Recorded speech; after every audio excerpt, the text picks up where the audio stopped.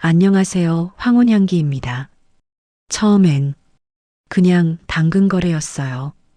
운동기구 하나 사러 갔다가 몸이 먼저 반응하고 눈이 말에 끌리고 결국 그 여자에게 길들여졌습니다. 요즘 심심해서요. 그 한마디가 내 일상 전부를 무너뜨렸습니다. 영상 시청하시기 전에 구독과 좋아요는 큰 힘이 됩니다. 당근 거래는 간단하다고 생각했습니다. 물건은 상태 좋음, 가격은 적당함, 연락은 짧게, 만나서는 말없이 거래. 그게 당근의 룰이고 제가 원하던 거리였습니다. 이별 후 사람과 엮이고 싶지 않았습니다. 말 한마디, 눈 마주치는 일조차 피곤했으며 그날도 마찬가지였습니다. 그저 러닝머신 하나 싸게 구하고 싶을 뿐이었습니다. 운동기구 혹시 직접 가지러 오실 수 있나요? 메시지는 딱 그렇게 왔고 사진 속 러닝머신은 생각보다 멀쩡해 보였습니다. 하지만 프레임 한쪽 살짝 걸쳐진 반바지 입은 여자 다리 하나, 빛에 닿은 피부가 너무 뚜렷해서 처음엔 실수겠거니 생각했지만 다시 사진을 확인했을 땐 그 구도가 의도적인 것처럼 느껴졌습니다. 이름은 없고 프로필엔 조용한 거래만 합니다. 그 문장이 쓰여 있었습니다. 다음 날 약속한 시각보다 10분 정도 일찍 도착했습니다. 아파트는 오래됐고 주차장은 반쯤 비어 있었습니다. 잠시 멍하니 있다가 고개를 드니 그녀가 계단 아래에서 올라오고 있었습니다. 운동복 차림, 몸에 붙는 민소매에 짧은 반바지, 질끈 묶은 머리, 한 손엔 물병, 다른 한 손엔 휴대폰, 땀보다는 은은한 향수 냄새가 먼저 다가왔고 그 향이 이상하게 오래 남았습니다. 운동기구 저기 있어요. 지하 창고예요. 말투는 건조했지만 눈빛은 그렇지 않았습니다. 짧게 마주쳤다가 금방 시선을 돌리는 그 순간이 오히려 더 오래 남았습니다.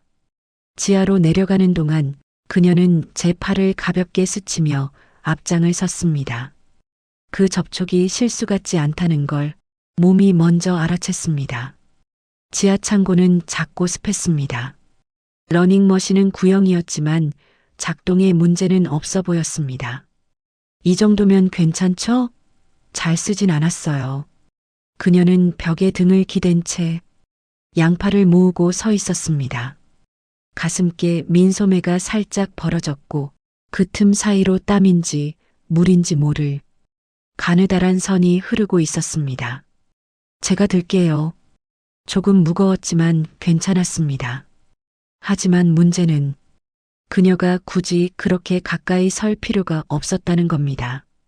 팔과 팔이, 무릎과 무릎이 한 번씩 닿았고 그때마다 심장이 어색하게 반응했습니다. 잘 옮기시네요. 몸 쓰는 일 자주 하세요? 그녀는 그렇게 말하며 웃었습니다. 가볍게 보였지만 그 웃음 안엔 뭔가 있었고 나를 떠보는 듯한 여유로움이 섞여 있었습니다. 운동기구를 트렁크에 싣고 문을 닫으려는 순간 그녀가 한 발 다가왔습니다. 가까워서 피할 수 없는 거리였습니다. 요즘 그녀는 그렇게 말하고 잠깐 머뭇거리듯 고개를 갸웃했습니다. 심심해서요. 짧은 말이었습니다. 너무도 평범하고 가볍고 흔한 인사말처럼 들릴 수 있는 말. 하지만 그 말이 입에 맴돌았습니다. 차를 몰고 돌아오는 내내 그 말이 자꾸 귓가를 울렸습니다. 요즘 심심해서요. 그녀의 말투, 웃음기 없는 눈빛, 흔들리지 않는 자세까지 모두 머릿속에서 반복되었습니다. 돌아와 러닝머신을 설치하다 문득 손끝에 남은 감촉이 떠올랐습니다. 그녀의 팔, 그녀의 손등, 그리고 짧게 스쳐 지나간 향기. 지금 생각해보면 그날 내가 집에 가져온 건 운동기구 하나가 아니었습니다. 그녀는 먼저 메시지를 보냈습니다. 혹시 작은 가습기 필요하세요? 사진엔 손바닥만 한 미니 가습기가 탁자 위에 놓여 있었고 그 뒤로 흐릿하게 그녀의 무릎이 비쳐 있었습니다. 작동 잘 돼요. 습기 많을 땐 안 쓰게 돼서요. 메시지 끝에 웃음표가 이번엔 다르게 읽혔습니다. 예의 같지 않았고 장난 같지도 않았으며 오히려 그 문장 전체가 기다렸다는 말처럼 느껴졌습니다. 당연히 필요 없었습니다. 하지만 그렇게 말하고 싶지 않았습니다. 혹시 언제 가능하세요? 손가락이 먼저 움직였습니다. 이번엔 그녀의 집으로 바로 오라는 말이 없었습니다. 지하 주차장 쪽에서 봬요. 어제처럼요. 동일한 장소, 동일한 시간, 기시감처럼 반복되는 구조 안에서 저는 이게 거래가 아니라는 걸 이미 알고 있었습니다. 그녀는 이번에도 운동복 차림이었습니다. 어제보다 더 얇은 티셔츠, 짧은 레깅스, 그리고 손에는 작은 종이 가방. 거기엔 가습기 외에도 뭔가 이야기를 담은 것 같은 기류가 있었습니다. 이거예요. 많이 쓰진 않았고 그녀는 이번엔 눈을 피하지 않았습니다. 짧게 하지만 분명히 저를 훑듯 바라보며 가방을 건넸습니다. 손이 닿을 뻔하다. 그녀가 일부러 늦게 놓은 것처럼 손등이 스쳤습니다. 그 접촉은 어제보다도 명백하게 느려졌습니다. 잘 지내셨어요? 그녀가 먼저 말을 꺼냈습니다. 그 말은 안부라기보다 내가 다시 연락해도 이상하지 않았죠? 라는 확인처럼 들렸습니다. 네, 뭐 심심해서요. 입에서 튀어나온 말이 그녀의 눈썹을 살짝 들어 올렸습니다. 그녀는 웃지 않았습니다. 대신 아주 작게 고개를 끄덕이며 가방을 제 손에 꼭 쥐어주었습니다. 이건 그냥 드리는 거예요.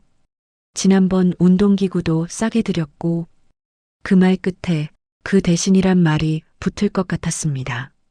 하지만 그녀는 말을 잇지 않았습니다. 그냥 가만히 제가 가방을 들고도 떠나지 못하고 있다는 걸 알고 있는 듯 입꼬리만 아주 살짝 올린 채 저를 바라봤습니다. 그날 이후 저는 가습기를 한 번도 쓰지 않았습니다. 책상 위에 올려만 두고 그녀의 손이 닿았던 종이 가방을 몇 번이나 열어봤습니다. 그 안에는 설명서도 있었고 작게 접힌 영수증도 있었습니다. 이상하게 그 영수증이 손에서 잘 떨어지지 않았습니다. 그날 밤 잠이 오지 않았습니다. 가슴께 어딘가 답답하게 붙은 공기처럼 그녀가 내 안에 눌러앉은 기분이 들었습니다.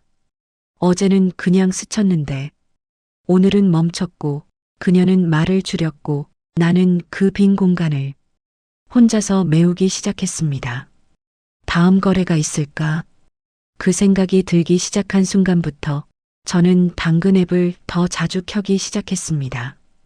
그날은 아무런 연락도 없었습니다. 당근 앱 알림도 메시지도 어제처럼 혹시 필요하세요? 같은 가볍고 교묘한 접근도 없었습니다. 저는 그 사실에 안도하면서도 이상하게 몇 시간마다 핸드폰을 확인했습니다. 도착한 메시지는 없었고 대신 저녁 7시쯤 문 앞에서 아주 작은 소리가 들렸습니다. 누가 살짝 문을 밀었다가 다시 놓고 간 듯한 소리. 나가보니 현관 앞엔 작은 쇼핑백 하나가 놓여 있었습니다.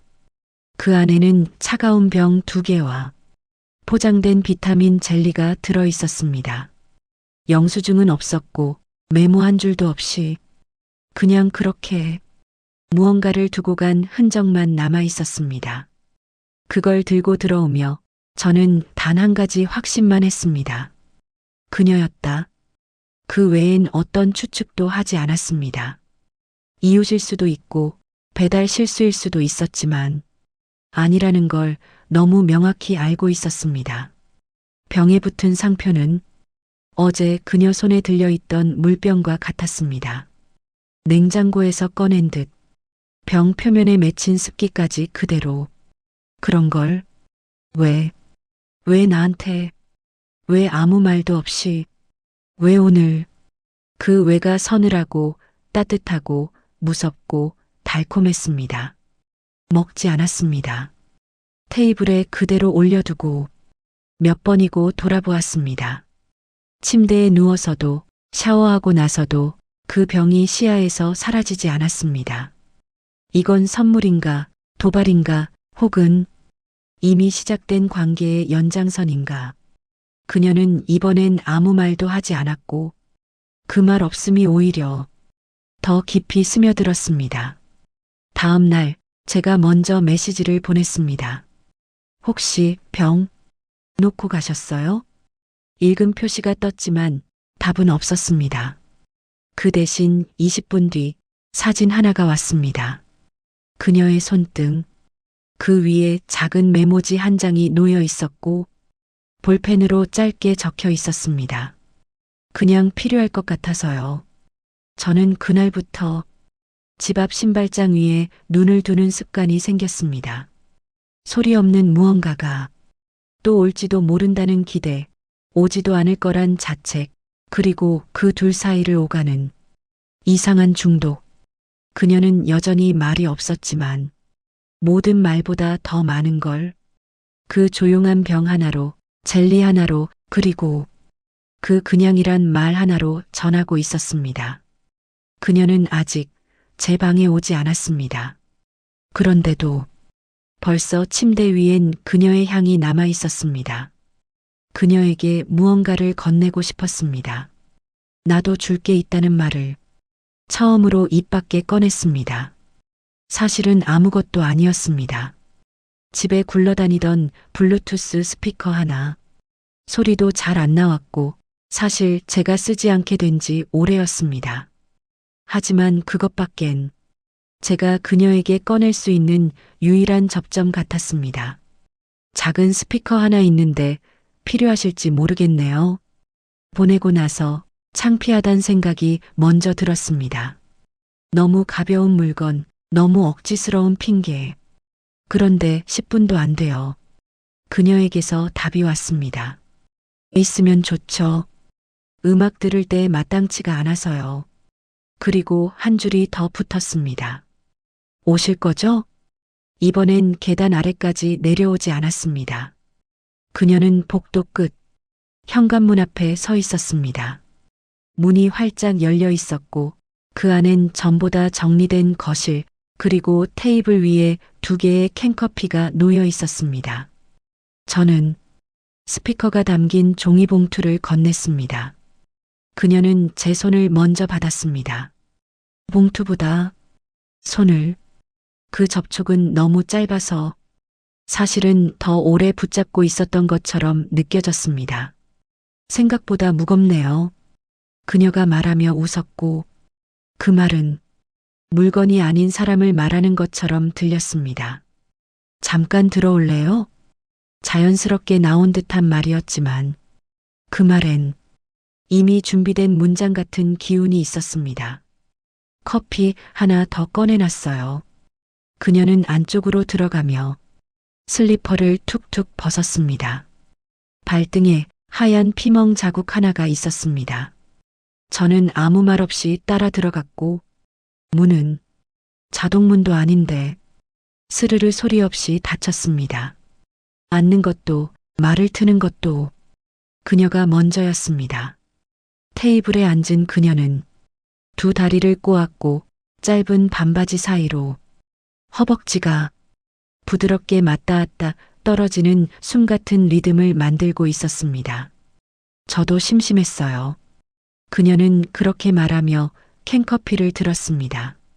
근데 그 말이 편한 말이 아니란 거 이제 아시죠? 그 말에 무엇을 대답해야 할지 몰라 그냥 고개만 끄덕였습니다. 그녀는 웃지 않았습니다. 대신 커피를 마시는 입술 사이로 제 시선을 유도했습니다. 필요한 거 더 있으면 말해주세요. 다 드릴 순 없지만 살짝 웃으며 고개를 숙였습니다. 다 모르는 척은 할 수 있어요. 집을 나서며 등 뒤에서 문이 닫히는 소리가 이상하게 깊게 울렸습니다. 그녀의 집은 좁았고 그 좁음은 누군가를 받아들이기에 딱 맞는 크기처럼 느껴졌습니다. 나는 스피커를 건넸고 그녀는 손을 받았고 그 순간 무엇이 거래였고 무엇이 그냥이었는지 더 이상 구분되지 않았습니다. 그녀의 손등, 그녀의 시선, 그리고 그 말 한 줄. 다 모르는 척은 할 수 있어요. 그 말은 이미 알고 있다는 뜻이었습니다. 밤 9시 인터폰도 울리지 않았고 문 앞 센서 등만이 갑자기 켜졌습니다. 초인종을 누르지 않고 가볍게 문을 툭 두드리는 소리. 현관을 열자 그녀가 있었습니다. 지나가다 들렀어요.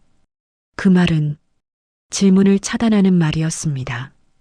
왜 왔는지, 어떻게 왔는지, 무슨 일인지 묻지 못하게 하는 이미 도착해버린 행위에 대한 면책처럼 들렸습니다. 잠깐이면 돼요. 괜찮죠? 그녀는 제 눈을 바라보지도 않고 신발을 벗었습니다. 양손에 작은 쇼핑백을 들고 있었습니다. 그 안엔 뭐가 들었는지 당연히 확인할 수 없었지만 그녀의 손목에 묶인 얇은 리본끈, 낡은 셔츠 소매 아래로 드러난 살짝 긁힌 팔목 자국이 오늘의 방문이 평범하지 않다는 걸 알려주고 있었습니다. 소파에 앉을게요. 말하기 전 이미 앉아 있었습니다. 허벅지를 꼬고 손가락으로 무릎을 문지르던 그녀는 갑자기 가방에서 무언가를 꺼냈습니다. 속옷, 검은색 레이스 브라와 팬티 한 벌, 태그는 달린 채였고 포장지 없이 그녀의 손에서 바로 꺼내졌습니다. 이거 잘못 산 것 같아서요. 말은 그랬지만 그 말에 진심이 담겨 있다고 믿을 수 있는 사람은 없을 겁니다. 그녀는 브라를 제 무릎 위에 올려두었습니다. 혹시 필요하실까 싶어서. 그녀는 웃지 않았습니다. 농담도 아니었고 그 어떤 가벼움도 없는 말이었습니다. 필요하진 않죠, 사실. 제가 그렇게 말하자 그녀는 고개를 끄덕였습니다. 그러니까 더 위험한 거죠. 그 말에 저는 숨이 짧게 걸렸습니다. 손끝에 닿은 레이스는 차가웠고 마치 그녀의 손목 온도를 대신 전하는 것 같았습니다. 그녀는 아무 말 없이 가방을 다시 들었습니다. 이제 갈게요. 불편했다면 죄송해요. 그녀가 일어나면서 문 쪽을 향했습니다. 그 순간 저는 손을 뻗어 그녀의 손목을 잡았습니다. 말없이 천천히. 그녀는 움직이지 않았습니다. 뿌리치지도 뒤돌아보지도 않았습니다. 심심해서요. 그 말이 입에서 다시 흘러나왔습니다. 그녀는 가만히 선 채 제 손을 조용히 내려다보았습니다. 그리고 아주 작게 고개를 끄덕였습니다. 딱 한 번. 그녀는 다시 돌아와 앉지 않았고 문도 닫지 않은 채 그대로 현관에 섰습니다. 하지만 방 안 공기 전체가 그녀의 체온으로 뜨거워져 있었습니다. 브라는 여전히 제 무릎 위에 있었고 그녀의 손목은 내 손에 닿았던 감각 그대로 남아 있었습니다. 그날 이후 지나가다 들렀다는 말은 그 어떤 초대보다 강한 신호가 되었습니다. 그녀는 말하지 않았지만 이미 모든 걸 말하고 있었습니다. 그녀는 두 번째로 내 집을 찾았습니다. 이번엔 초인종도 문 두드림도 없이 그냥 열고 들어왔습니다. 그녀 손엔 당근백도 가방도 없었습니다. 불 켜지 마세요. 신발을 벗은 채 그렇게 말했고 나는 무심코 거실 전등 스위치를 스쳤다 손을 멈췄습니다. 달그락. 냉장고를 열고 그녀가 뭔가 꺼냈습니다. 그건 지난번 그녀가 놓고 간 차가운 병 하나였습니다. 그녀는 그 병을 테이블에 올려두며 말했습니다. 침대는 안 쓰세요? 그 질문은 단순한 생활 습관을 묻는 말이 아니었습니다. 소파 생활 잘하는 걸 떠보는 말이 아니라 오늘은 거기서 자라는 지시 같았습니다. 말을 하지 않았습니다. 그녀도 더 묻지 않았습니다. 그녀는 혼자서 내 방문을 열고 침대 앞에 앉았습니다. 허리를 숙이고 스스로 머리끈을 풀어 질끈 묶은 머리를 헐겁게 풀었습니다. 방은 따뜻하네요. 그녀는 그렇게 말했고 그 말은 방이 아니라 사람에게 한 말처럼 들렸습니다. 나는 왜 침대에 가지 않느냐는 질문을 이제야 이해했습니다. 그녀가 거기에 있기 때문이었습니다. 나는 천천히 방으로 걸어갔고 그녀는 머리를 넘기며 살짝 고개만 돌렸습니다. 이불 위에 앉아 양손으로 침대를 짚고 무릎을 세운 그녀. 짧은 티셔츠 밑으로 허리선이 낮게 드러났고 그 아래로 검은 끈이 얇게 비쳐 있었습니다. 나는 그녀 옆에 앉았고 그녀는 아무 말 없이 몸을 살짝 기대왔습니다. 어깨와 어깨가 서로를 향해 눕듯이 붙었고 그녀의 손끝이 조용히 내 손등을 훑었습니다. 춥죠? 그 말은 핑계였습니다. 그녀의 손은 내 셔츠 단추를 열고 있었습니다. 느리게 하지만 정확하게 손가락이 흘러내리듯 한 개, 두 개 단추가 풀릴 때마다 내 심장은 더 깊게 잠겼습니다. 나는 말을 하지 않았고 그녀도 침묵했습니다. 대신 손이 말을 했고 가까워진 숨결이 대화를 대신했습니다. 그녀는 내 목덜미에 얼굴을 묻었습니다. 냄새를 맡듯 기억하려는 듯 천천히 들이마셨고 가볍게 입술을 눌렀습니다. 괜찮아요. 그 말은 내게 한 것도 자기 자신에게 한 것도 아니었습니다. 그건 이미 끝났다는 말이었습니다. 그리고 시작된 건 말이 없는 입술과 손끝의 대화였습니다.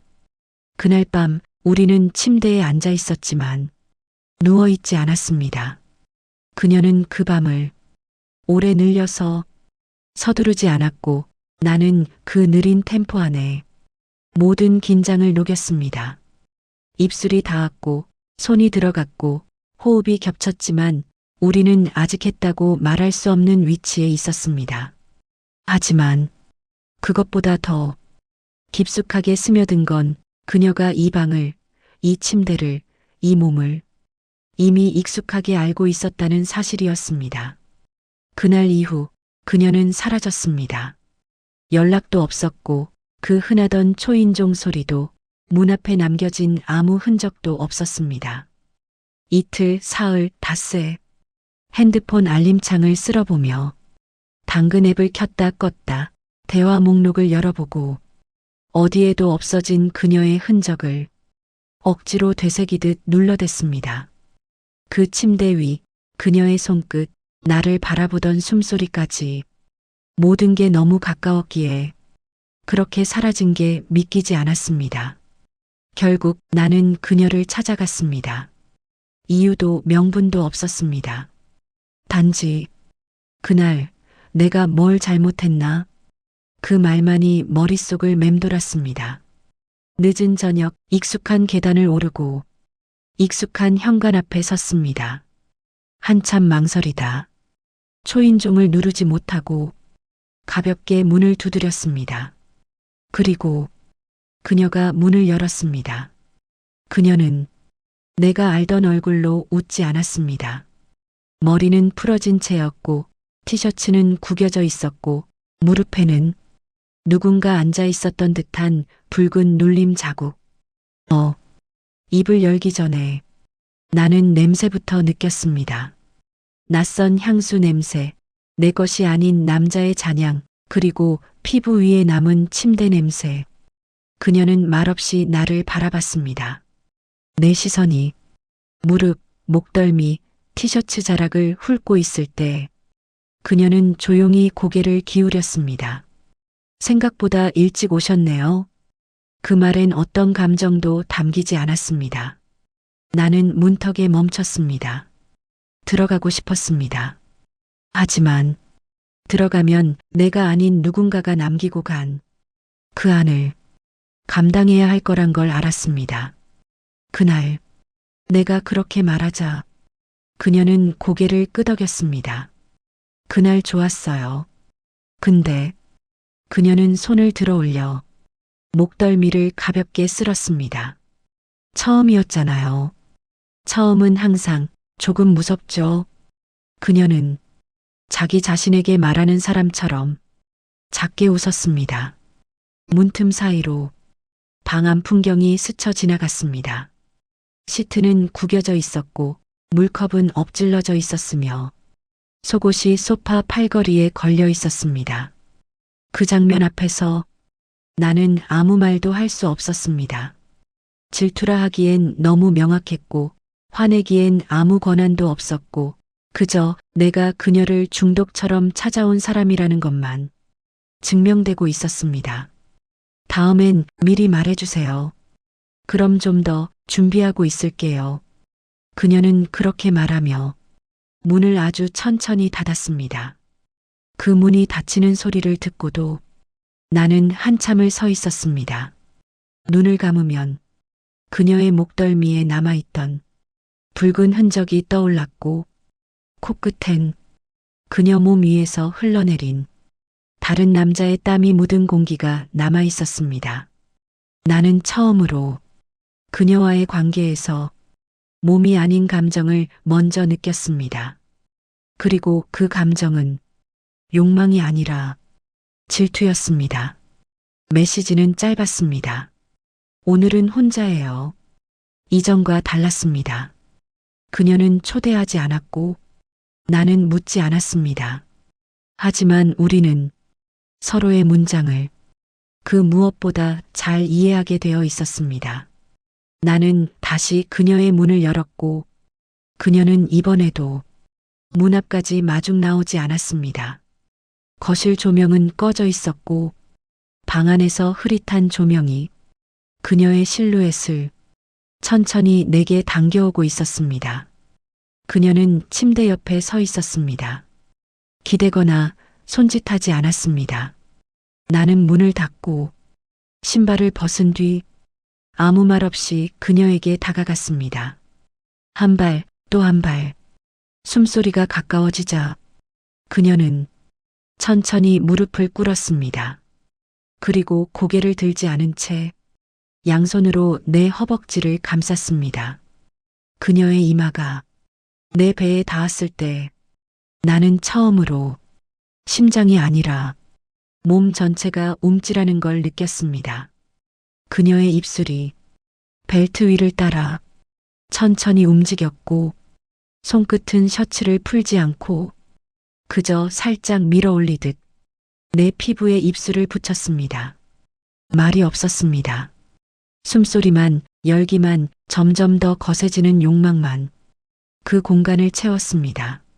나는 그녀의 머리를 감싸 안았습니다. 땀이 맺히기 시작한 목덜미, 손끝에 닿은 땀과 향이 서로를 삼키는 신호처럼 느껴졌습니다. 그녀가 일어섰습니다. 입술은 붉게 젖어 있었고 눈빛은 흐려졌습니다. 입을 젖을 것 같아서요. 그녀가 그렇게 말하며 침대 옆으로 이불을 털어냈습니다. 그리고 그 위에 앉았습니다.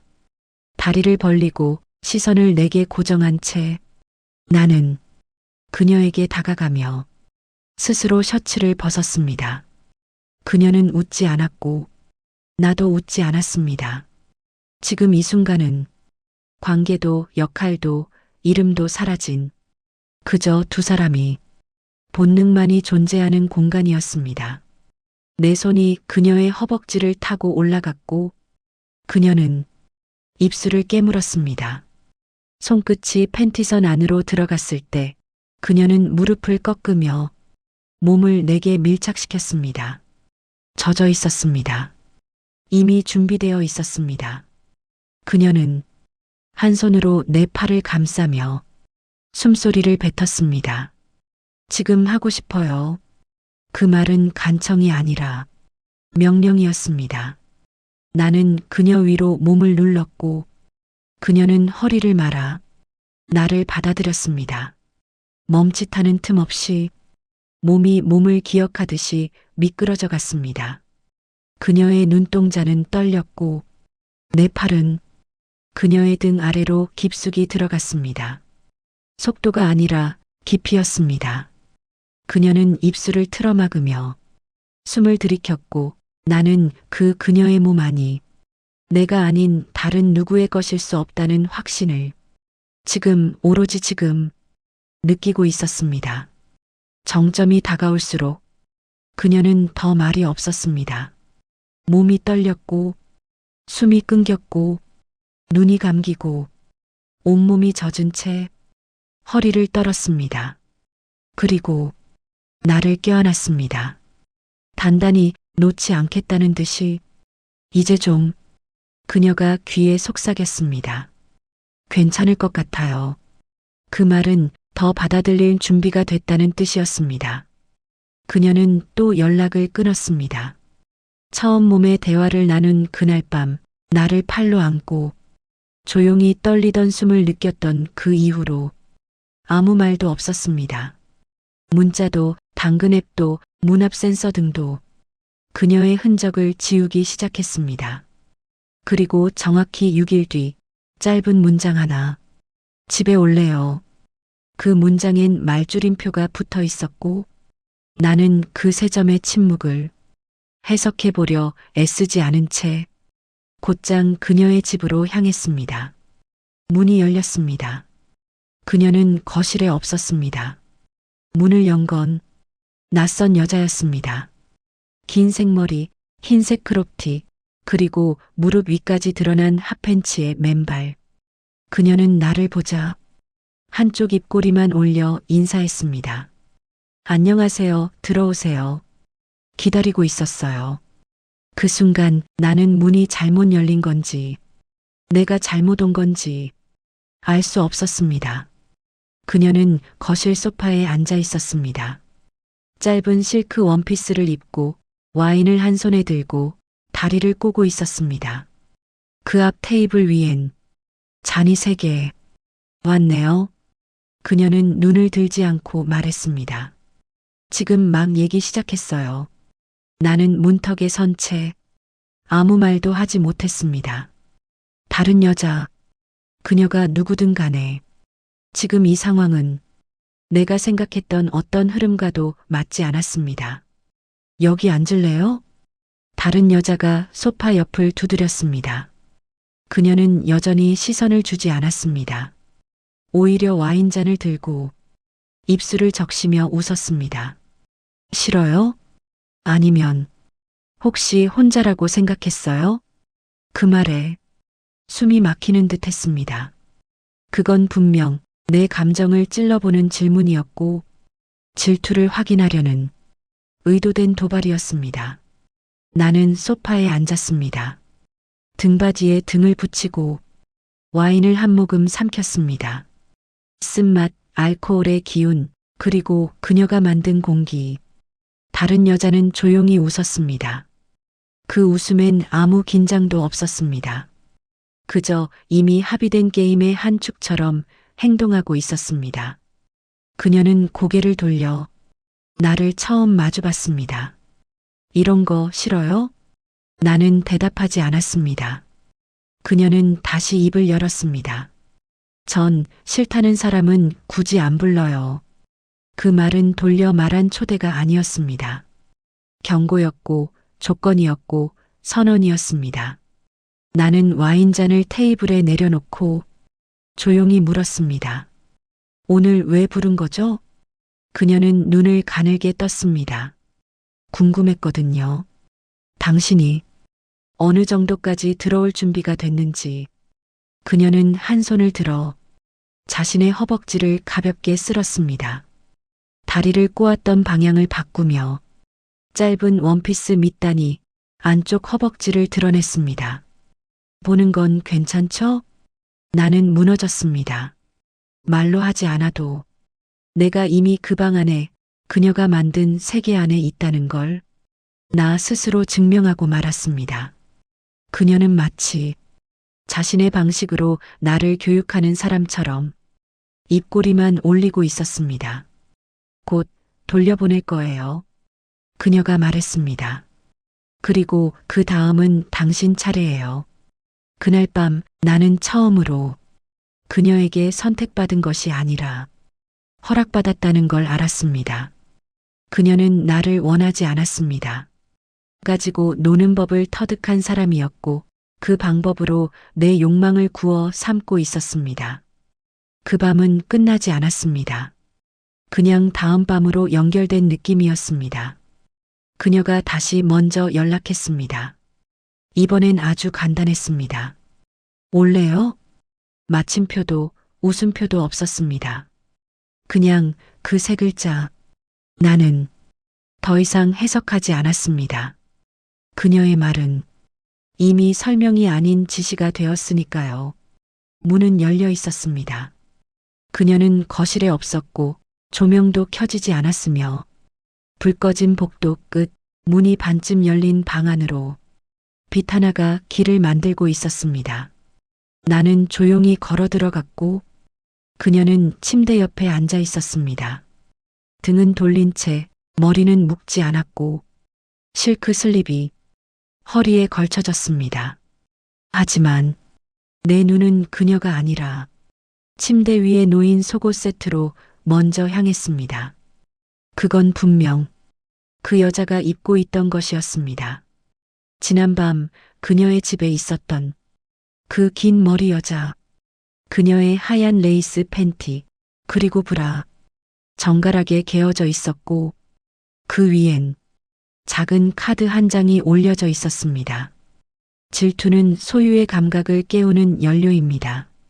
그녀는 아직 내 쪽을 돌아보지 않았습니다. 기분 나빠요? 등 뒤로 그녀가 말했습니다. 침대 위에 다른 여자의 냄새가 남아있다는 거. 그 말에 나는 숨이 막혔습니다. 그건 질문이 아니었고 확인 절차였습니다. 전 아직 그 침대를 누구한테도 고정하지 않았어요. 그녀가 천천히 몸을 돌렸습니다. 하지만 당신이 그 자리를 원한다면 그녀는 고개를 숙였습니다. 그리고 손끝으로 그 속옷 세트를 한쪽으로 밀어냈습니다. 증명해봐요. 그녀는 그렇게 말했습니다. 여기, 이 방, 이 침대, 이 몸이 당신 거라는 걸. 그 말은 다 벗고 올라오라는 말보다 훨씬 적나라했습니다. 나는 대답하지 않았고 그저 셔츠 단추를 하나씩 풀기 시작했습니다. 그녀는 눈을 감았습니다. 숨을 들이마셨고 그 짧은 들숨 안에 기대와 도발 그리고 약간의 두려움이 섞여 있었습니다.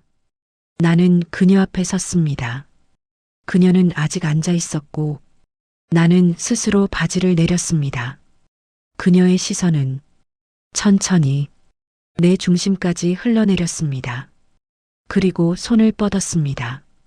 이번엔 내 허락을 묻지 않았습니다. 그녀의 손이 내 중심을 감쌌고 그 온도는 질투보다 훨씬 뜨겁고 확신보다 훨씬 부드러웠습니다. 그녀는 천천히 침대에 올라가 무릎을 꿇었습니다. 그 위에 남아있던 다른 여자의 향, 다른 여자의 자국은 그녀의 움직임으로 모두 지워졌습니다. 그녀는 나를 위로 올렸고 자신이 아래에 눕기를 선택했습니다. 그건 굴복이 아니라 허락이었습니다. 그녀의 손이 내 엉덩이를 당겼고 나는 그녀의 안으로 다시 들어갔습니다. 속도가 빨라지기 전에 우린 눈을 마주쳤습니다. 그녀의 눈동자 안에는 확실한 소유욕이 있었습니다. 그 순간 나는 알았습니다. 이 여자는 몸을 주는 게 아니라 몸을 줄 사람을 선택하는 여자라는 걸. 그리고 나는 그 선택에 마지막 시험을 통과한 남자였습니다. 그녀가 연락 없이 찾아온 건 그날이 처음이었습니다. 밤 10시 초인종이 아니라 노크 2번. 문을 열었을 땐 이미 신발을 벗고 있었고 가방도 없었습니다. 손엔 작은 캔 맥주 하나, 그것뿐이었습니다. 잠깐 있어도 돼요? 그녀의 목소리는 익숙하게 조용했지만 어딘가 달랐습니다. 스스로 부드럽게 깎은 사람 같은 어투, 무언가를 견디다 온 사람의 리듬. 나는 말없이 고개를 끄덕였습니다. 그녀는 거실을 둘러보지 않았습니다. 물도 마시지 않았고 맥주 캔도 열지 않았습니다. 그냥 침실 문 앞에서 멈췄습니다. 여기 따뜻하네요. 그 말은 방의 온도를 말하는 게 아니었습니다. 분명히 사람을 말하는 말이었습니다.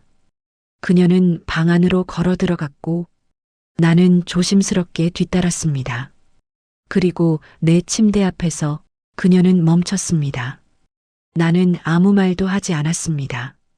그녀는 조용히 손을 들어 니트상의 밑단을 잡았습니다. 그 순간 나는 숨을 멈췄고 그녀는 눈을 감았습니다. 천천히, 아주 천천히 니트를 위로 올리며 속옷 위로 드러나는 피부를 마치 허락처럼 보여주었습니다. 니트가 머리를 넘고 팔에서 빠져나오자 그녀는 무심한 동작으로 브래지어의 아프크를 풀었습니다. 찰칵, 짧은 소리. 그 방 안에서 그 소리는 경계가 무너지는 음처럼 울렸습니다. 오늘은 그녀가 속삭였습니다. 가만히 있을게요. 당신이 하고 싶은 대로. 그 말은 사랑이 아니었습니다. 하지만 신뢰와 피로, 그리고 내게 기대고 싶다는 복합된 무장 해제였습니다. 나는 그녀 앞에 섰습니다. 그리고 손을 들어 그녀의 얼굴을 감쌌습니다. 그녀는 놀라지 않았고 작게 숨을 내쉬며 내 손 안에 얼굴을 묻었습니다. 이상하죠? 그녀가 말했습니다. 당신 방인데 내가 이렇게 떨고 있는 거. 그녀의 어깨가 정말로 작게 떨리고 있었습니다. 나는 그녀를 침대 위에 눕히지 않았습니다. 그녀가 먼저 앉았고 다리를 모은 채 무릎 위에 팔을 얹었습니다. 이불을 덮어주려 하자 그녀는 손을 뻗어 내 손목을 잡았습니다. 그냥 목소리가 흔들렸습니다. 그대로 있어줘요. 오늘은 그냥 그렇게. 나는 고개를 끄덕이고 그녀 옆에 앉았습니다. 그리고 아무 말 없이 그녀의 어깨에 이마를 기댔습니다. 몇 분인지 몇 시간이었는지 모를 그 정적 끝에 그녀가 울었습니다. 소리 없는 울음이었고 몸도 움직이지 않았고 그저 눈물이 뺨을 따라 흘러 내 손등 위로 떨어졌습니다. 그녀는 눈을 감은 채 말했습니다. 이상하죠. 그냥 당근 거래였는데. 그 말은 어느 쪽도 향하지 않았습니다. 그저 스스로에게 내뱉는 무너진 독백이었습니다. 나는 그녀의 무릎 위에 손을 올렸습니다. 그리고 아주 조용히 속삭였습니다. 이젠 그냥 아니잖아요. 그녀는 눈을 감은 채 고개를 끄덕였습니다. 그날 밤 우리는 뜨거운 밤을 보내지 않았습니다. 하지만 그 어떤 밤보다 서로에게 깊숙이 들어갔습니다. 그녀의 눈물, 그녀의 흔들림, 그녀의 침묵은 그 어떤 키스보다 정확하게 내 가슴을 파고들었습니다. 그리고 나는 처음으로 그녀를 가지고 싶다고, 아니, 지키고 싶다고 느꼈습니다. 그녀는 조용히 일어섰습니다. 침대에서, 내 손끝에서, 내 눈앞에서. 이불 끝을 정리하지 않았고 화장실에도 가지 않았고 그저 속옷을 주워 입고 바지에 다리를 넣고 머리를 묶었습니다. 말없이, 아무 말도 없이. 그 조용함이 이별보다 더 분명하게 느껴졌습니다. 가요. 그녀가 말했습니다. 말투는 평소와 같았지만 그 안엔 무언가를 끝내려는 리듬이 숨어 있었습니다.